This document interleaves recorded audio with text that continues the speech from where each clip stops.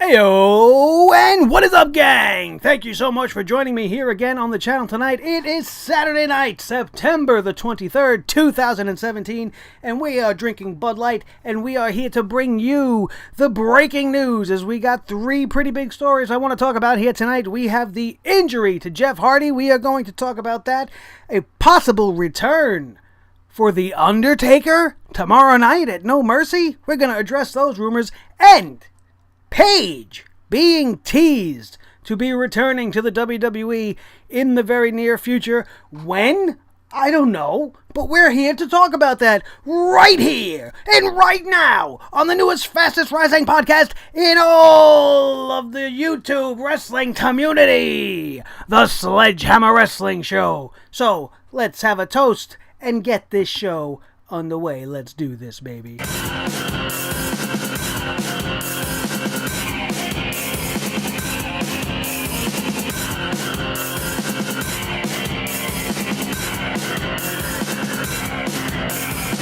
Sledgehammer Wrestling Show.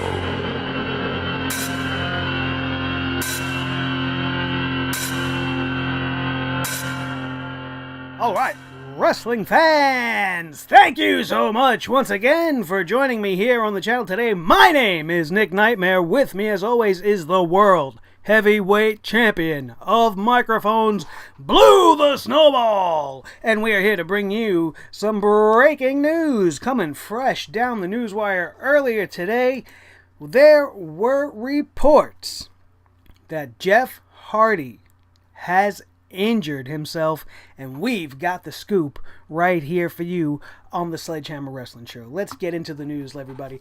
Jeff Hardy did not compete at Friday night's WWE live event from Sacramento, California, as advertised. And Pro Wrestling Sheet and Ryan Satin are now reporting that he's been dealing with a bad shoulder injury. The Hardys were scheduled to face Luke Gallows and Carl Anderson, but Matt Hardy would face and defeat Carl Anderson in a singles match instead. Sources close to Jeff indicate that the shoulder may require surgery, which would put him out of action for several months. It would also pave the way for a singles run for Matt. The Hardys are not scheduled for a match at Sunday's No Mercy pay-per-view, so this won't affect that card. It's unclear exactly when this injury occurred, but Jeff Hardy could be seen holding his right shoulder throughout the six-pack challenge main event on Monday night's Raw. That is something that slipped my notice. I did not notice that at all. Very unfortunate news for the Hardys, and even bigger for the tag team division. There's nobody in the tag team division as it is to lose the Hardys now. Oh my God, that division is just going more down the tubes than ever, and Jeff Hardy being out of action for no matter what length of time it is, the best thing about it, as they mentioned here in the report, as I am going to elaborate on, is it finally allows for the emergence of broken or awoken Matt Hardy. And the storyline could be very easy to accomplish. You know, all this time since their return, maybe Jeff kept him in line. Maybe Jeff kept him in check. Maybe he never truly reverted back to Matt Hardy, the extreme version of Matt Hardy, and that he's been broken all along, and it is only through the guidance and partnership with his brother that he's been able to maintain his composure and keep himself where the WWE wants him to be. But now, without his brother and nobody there to guide him, maybe the glorious madness will come forth and we will see the broken one and let him have a significant singles run of some sort, maybe an Intercontinental Championship title run, maybe a Universal Championship title run. Everybody knows that he could do it. He is well deserving of it. That gimmick is fantastic, and I think the whole crowd, and you can probably attest to it as well, would totally be behind Matt Hardy in any type of championship role. So it'll be interesting to see what develops. There is no real further news on the injury to Jeff Hardy itself. We do know that it is said to be the shoulder. We don't know what about the shoulder is broken. We do not have a set timetable or even a speculated timetable, as no real details on this have really been let go, other than the fact that Jeff is hurt And the Hardys as a team and their bookings from this point on are probably just going to be a solo act by Matt Hardy. And as we said, only we can dream that this leads to the Broken One finally being on WWE TV. Who else is going to be on WWE TV? Probably in the not too distant future, former WWE Divas Champion Paige has been training at the WWE Performance Center in Florida to prepare for her in-ring return to the company. The Wrestling Observer newsletter has reported Paige has already received full clearance to return to the ring and work inside the squared circle, and is simply working on getting back into ring shape at this present moment. Paige hasn't wrestled in over a year since suffering her neck injury, which would require surgery to repair, as we all know, and rumor has it that upon her return she'll be doing work on the SmackDown Live brand. WWE officials reportedly already have a storyline lined up for her when she is ready to return. This is great news on many fronts. First of all, I am very happy to see that she is going to be back where she belongs on the WWE Women's roster. No matter what show she ends up on, they are speculating and it is being reported that she is going to SmackDown, which is great. I know a lot of you people wanted her to go back to Raw, but let me tell you this.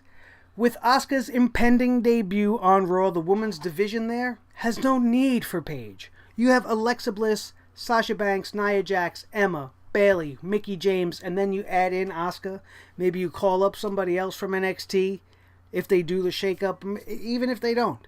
Those 7 names right there, that's at least a division. Just by adding Asuka, you're putting the most dominant female wrestler in the world on that brand, and it's going to be very interesting to see her come and take the title and then go through all of these girls. Paige is not needed there. What is needed is a woman of equal value of Asuka, somebody of a just as large of an impact as Asuka, to be inserted into the women's division on SmackDown as well. So if that is indeed where they're going, then at least they have the smarts to do that. They need another huge, big face to enhance that division on the blue brand. They know Asuka's going to come and tear it up on the red brand, so why bring Paige there and really stack the deck on the Monday Night Raw women's roster?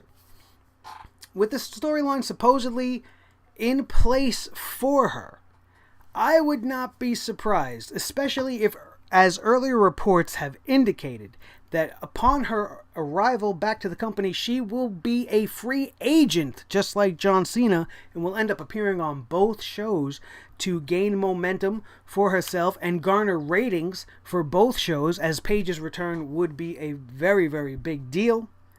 I would not be surprised at all if we see her face or she comes out in some shape on the No Mercy show tomorrow night, or maybe Hell in a Cell at the SmackDown pay-per-view. If that is their plan and they decide to go away from the free agent thing that is being speculated about as well, then Hell in a Cell is the perfect place for her to make her re-emergence. If she's already ready to go, there's no reason why you can't pull the trigger on this right away. I think her playing both sides of the fence would be much more intriguing. I'd love to see Daniel Bryan and then, oh my god, I just blanked on who the Raw GM is. Holy shit.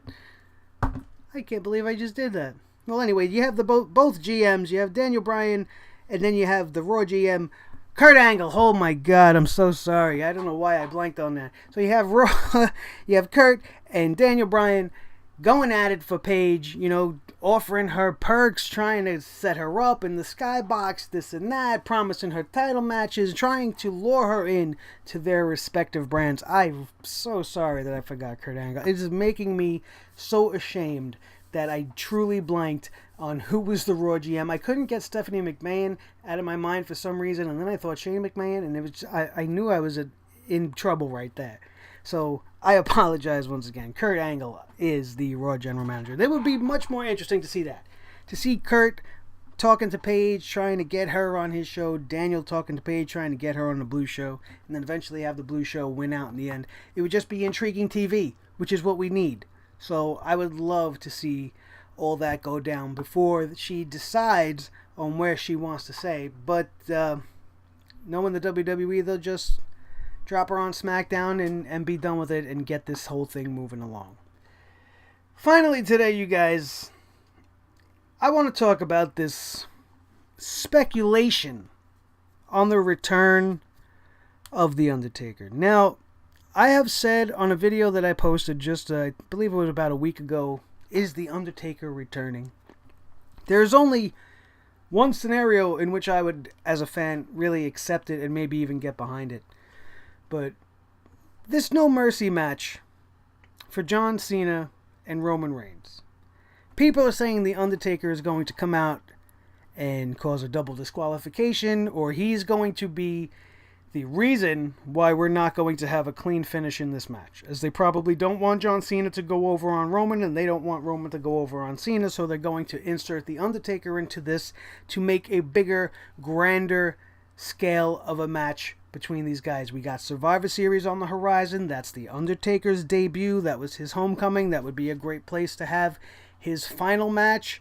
But I really enjoyed the final match he already had. Not so much because of the match that he had with Roman Reigns, but that very end segment, as is echoed by many of us here on YouTube, when he put his gear down in the ring and left the hat and kissed his wife and went up the ramp and descended into the darkness. There is no better way to end the storyline of the dead man than right there. Which leads me to what I would do. Both guys in this match for tomorrow night, John Cena and Roman Reigns, have been talking so much trash about The Undertaker during the build-up for this entire thing. They've been calling him an old man with bad hips. This guy's saying, I'm not The Undertaker. This guy's saying, blah, blah, blah, I retired The Undertaker. His name is constantly being spewed out people's mouths, even so much so that the announce team has been mentioning The Undertaker more and more over the last couple of weeks on Raw and SmackDown. There's been many references made to The Undertaker, especially as it pertains to when John Cena or Roman Reigns are on the screen in any way.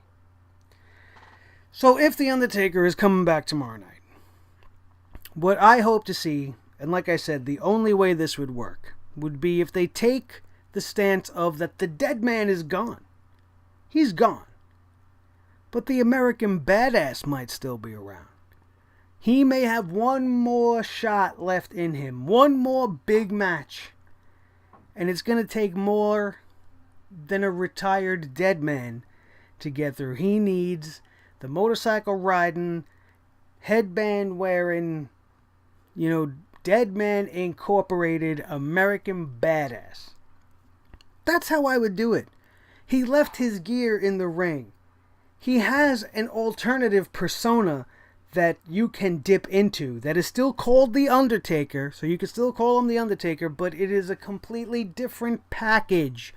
It doesn't have as much pomp and circumstance to it. The lights don't go dark as long. We're not in the purple, and we don't have the smoke and the fire and the long-winded entrance that takes 50 years to get through, and he doesn't raise the lights. He's sitting on his motorcycle. He'll drive his ass down to ringside. He'll get in the ring. He'll do what he has to do one last time in this alternate persona that we have not seen in years. That would be a great way, I think, to come full circle, and he would gain his revenge in that persona, and then ride off into the sunset on his Harley. Dead man done. American Badass done. And that's it. That's the only way to do this, you guys. If you bring him back in the hat and the coat and the creepy music and the whole thing, you've only shit on Roman Reigns again. Not that I care about that one way or another, but how much worse could it get? And you made that whole ending of WrestleMania meaningless.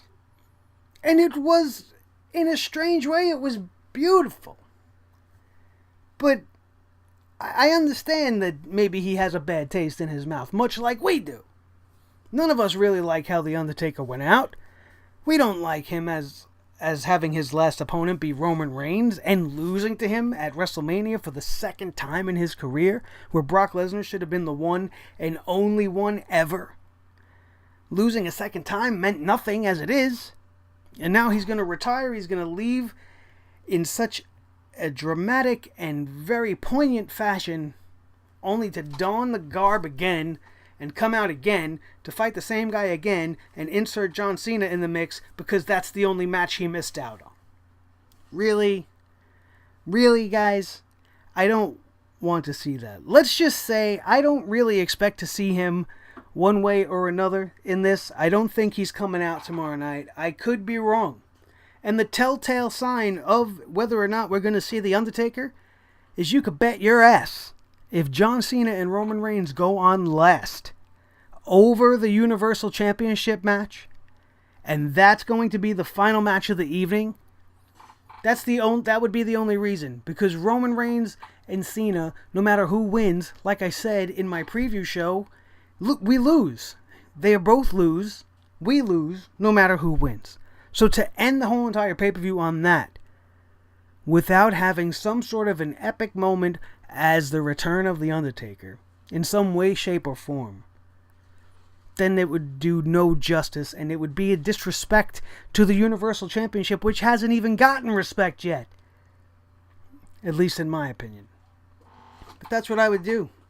That's what I would do if I was put in the position to bring back The Undertaker tomorrow night. I would have the lights go out, the motorcycle roar in the background. Maybe you get the Kid Rock song rolling up there again. If not, not Kid Rock, Limp Bizkit. Or maybe you do another one.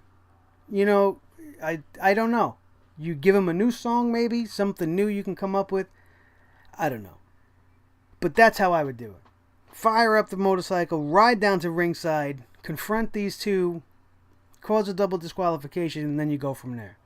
You have a triple threat, or you have I don't want any more multi-man matches, and we don't need Roman in this match. You have this happen, and then you have John Cena versus The Undertaker, Survivor Series, The Undertaker's last match. Hype it up from this point on to Survivor Series. It would be absolutely great. I'm sure Cena would give him a much better match and would be able to take care of The Undertaker and make him look good. At least maybe better than we've seen him. And I feel like if he feels he's capable of getting in the ring, let him get in the ring. But let's be creative about it and don't disrespect the history of wrestling and what's already happened. That's my story and I'm sticking to it. And that's going to do it, you guys. That's all the news for today. We have a couple of possible returns and we have the unfortunate departure of Jeff Hardy due to injury. We have the possibility of broken Matt Hardy or awoken Matt Hardy, whatever he chooses or whatever he's allowed to use. I don't know. I'd try to stay broken if I was him. That was absolutely great. Can't wait to start chanting delete loud and proud once again and follow him in his domination of the world and the universe and all the craziness that he wants to do. I think it's going to be absolutely great. Paige coming back. You know, they teased it on the website. They had a poll question. Where do you want Paige to end up? Raw or SmackDown? We already addressed what we think is going to happen. I really, really hope they do the general manager brawl thing to try to entice her on board. And then we have The Undertaker. And we will get to see what happens.